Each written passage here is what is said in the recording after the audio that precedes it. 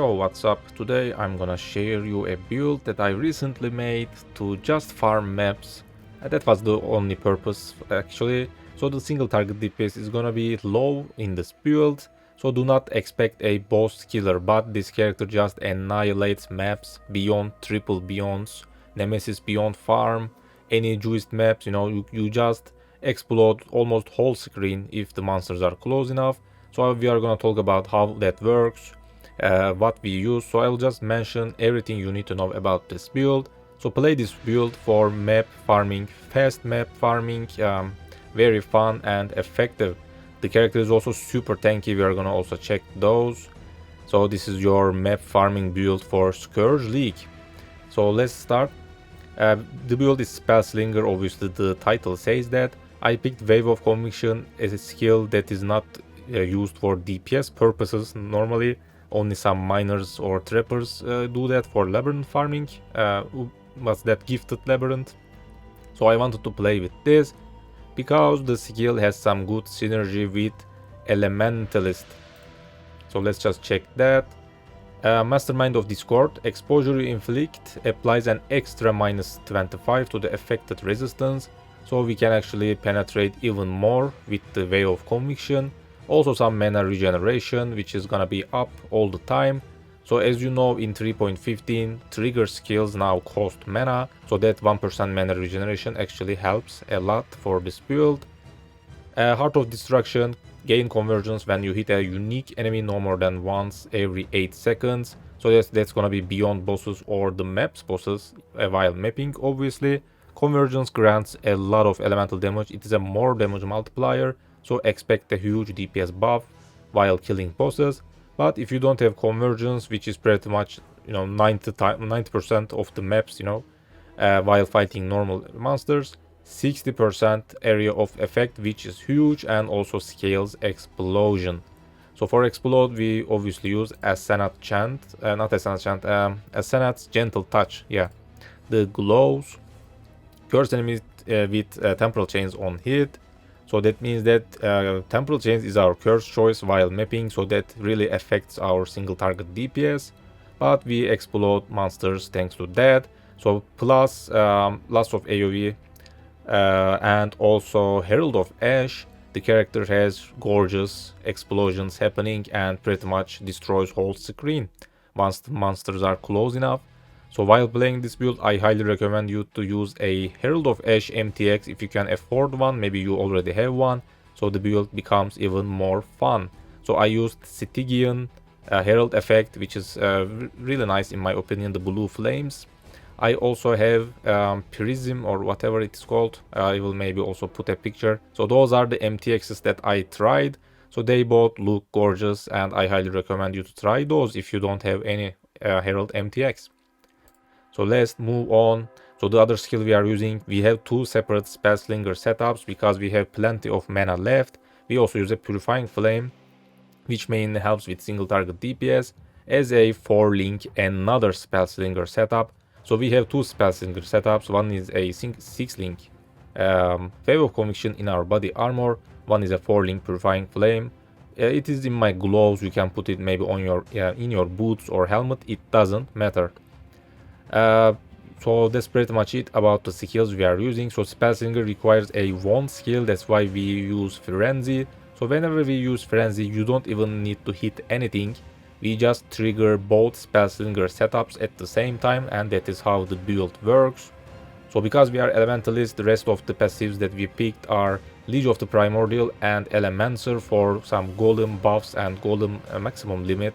We also have another +1 on the talent tree, Golem Commander, so we can actually have lots of golems, which obviously provides lots of buffs.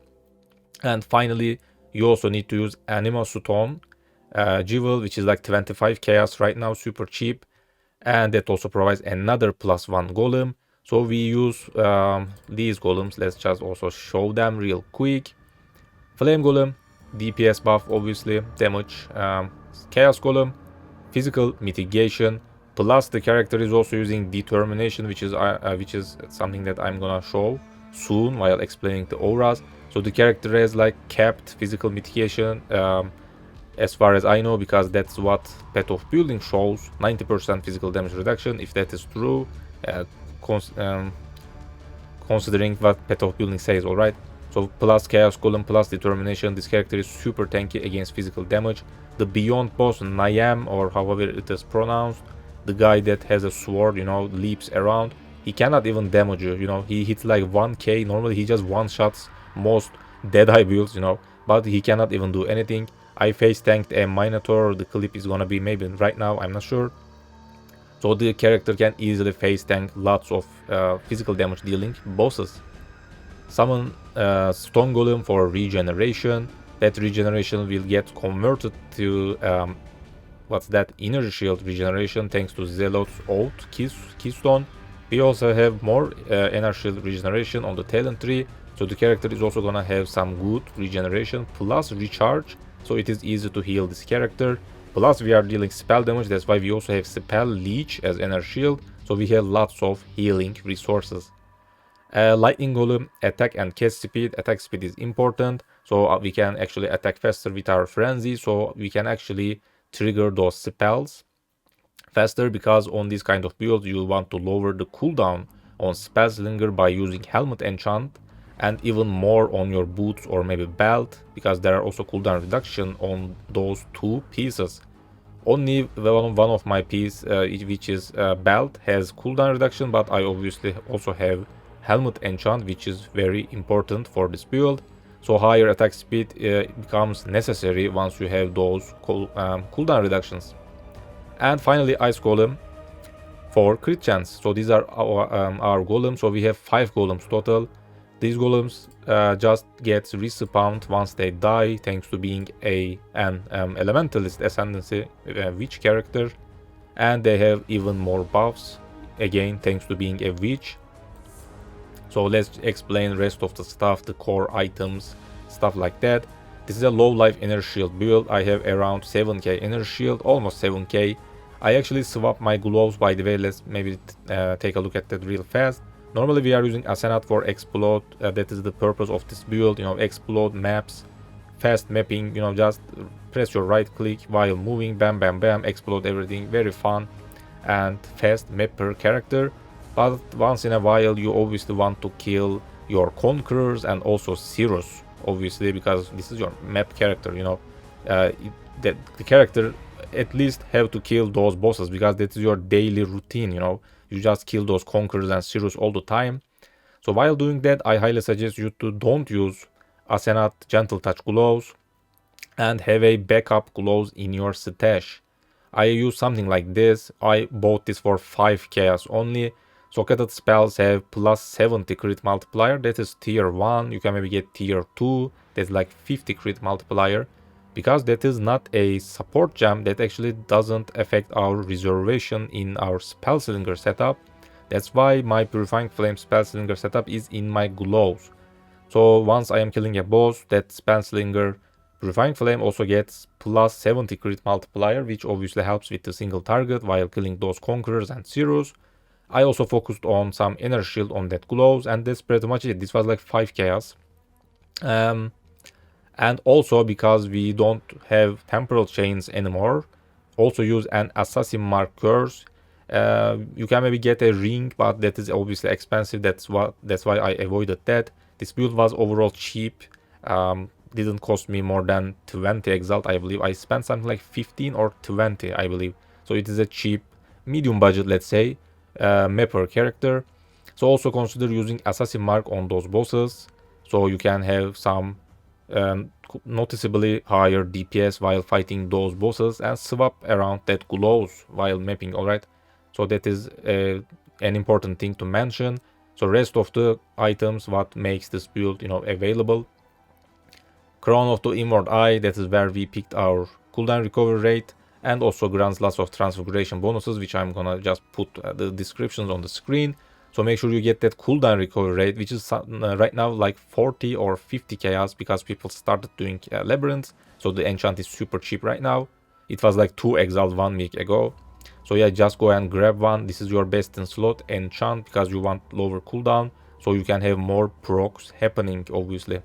So low life energy shield build, so using Chevron's wrappings, chaos damage does not bypass energy shield. If you don't use this chest, you just die to chaos damage, because we also want to reserve our life for even more buffs. So we reserve our life and mana at the same time. So we are gonna check all the buffs in a second. So this is your core item, you must have this. If you want to invest in further, because this build doesn't have insane boss DPS at all, so if you want to push that DPS a little bit more so you can kill your Cirrus easier, in the end get something with corruption. In Scourge League, corruptions are super cheap, so something like normally a +2 duration gem or AoE gem, that is what the Vevo Commission has in its tags. So you can get +2 duration gems, +2 AoE gems, maybe +1 gems, but that might be more expensive.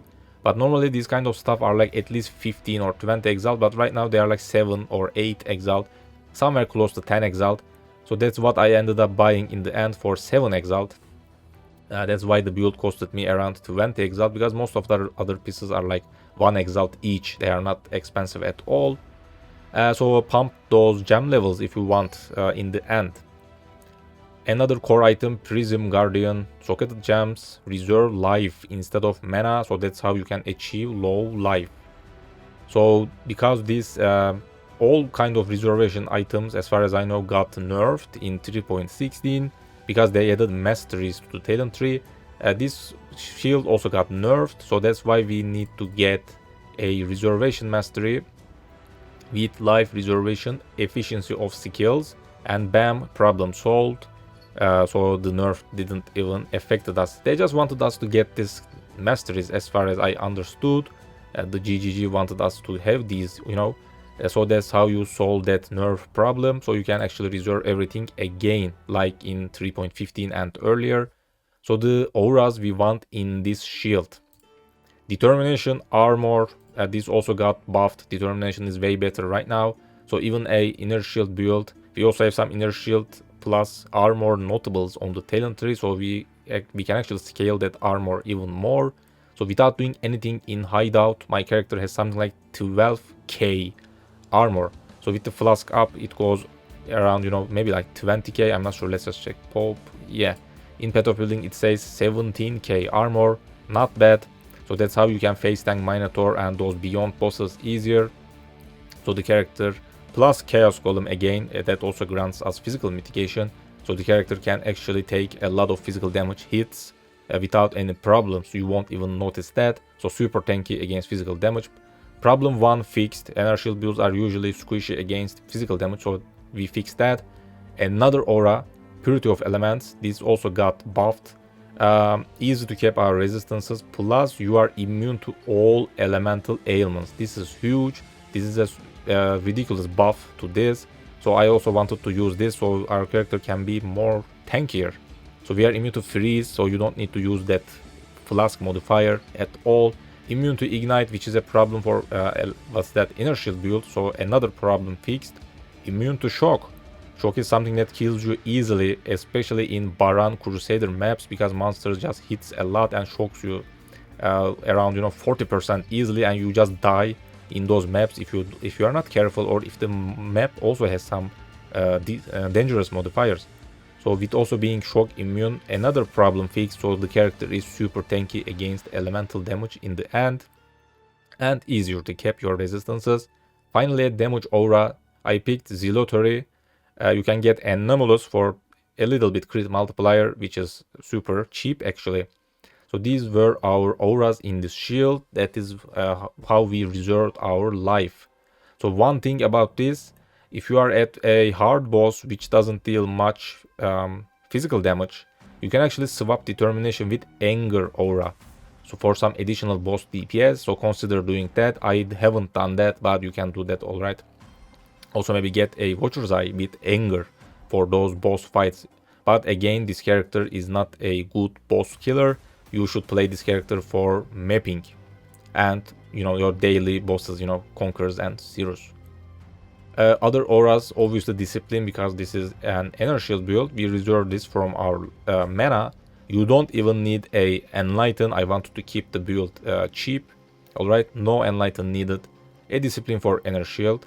And also Herald of Ash again. reserving from our mana. If you can afford Enlighten, if you really need it for some reason, which you shouldn't, you can also maybe use Enlighten on these 2 gems, link them together if you really want. Obviously, the other reservations are Spellslinger setups, Wave of Conviction and Purifying Flame. So these 4 gems, 2 Spellslingers, Discipline, and Herald of Ash, those 4 gems are our mana reservation skills. I believe that's it about the gems. We also use Flame Dash for mobility and a Molten Shell on our left mouse button, so it can just activate itself without doing anything at all. Because we also scale armor, Molten Shell also provides some decent absorption. Rest of the items for this build, a wand that should probably have +1 something.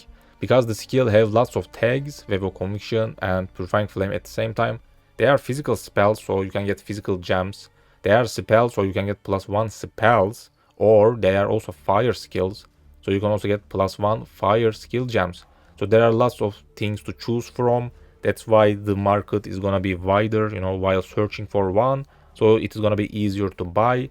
If you want to craft something on your own, you can get a fractured one, by the way. That's what I did. It was cheap once I bought it, because there are lots of different +1 gems to search for. That's why it was easy to buy, you know, once I did the build. One important thing about the build, the wand. Imbued wands are pretty much the best because they are the fastest wands.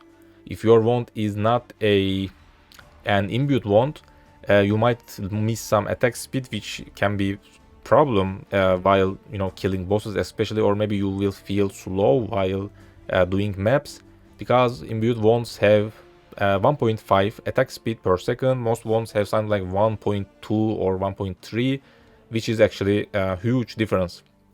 So that's why I try to get an imbued wand or another wand that has attack speed suffix, so that wand also has more than 1.4 attack speed maybe in the end. So your wand must be fast, alright? That's what I'm trying to explain. So the stats, let's finalize the wand. +1 something, you know, gem, that's a good DPS source. Spell damage, a flat fire or physical damage, because Spellslinger gem has a special synergy, a unique synergy that also adds the wand damage to the spells. That's why your wand can have some flat physical to attacks, actually, the wand's base damage, you know, or a fire damage because this is a fire build. You can also get something like that. I used essence to craft my own wand, by the way, on a fracture base. You can do that. And finally, some crit modifiers, maybe a crit multiplier or crit to spells. So these are good stats in the end for a wand. Boots that has elusive. Elusive alone is very cheap, actually. I bought this for like 40 or maybe 50 chaos. It was less than an Exile, I'm sure about that.